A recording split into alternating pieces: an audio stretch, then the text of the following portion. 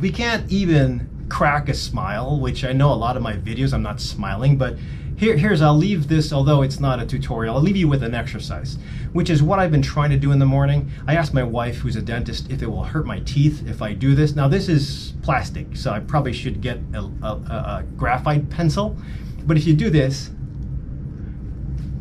in the morning and you just hold like this, hopefully you see what I'm doing. Hopefully you see what I'm doing.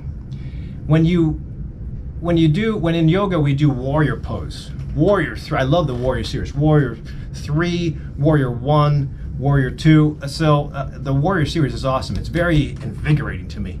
The idea though is that just by holding a pose, 1, 2, or 3, you will, even if you don't feel like it, just by holding the pose, you will, if you let yourself feel it, you will become the warrior. Just by doing this, you're turning on facial musculature to mimic a smile.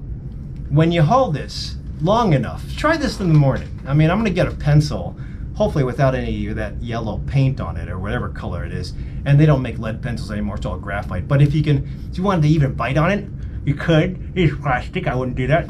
You just hold it. At least a couple seconds of that will turn on facial musculature to make your brain think that you're smiling.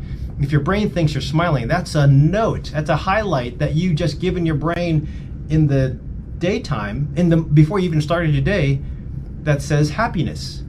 You've just fooled your brain into happiness, and that's okay if we fool it. Even if you're not happy, just doing that will start the day off.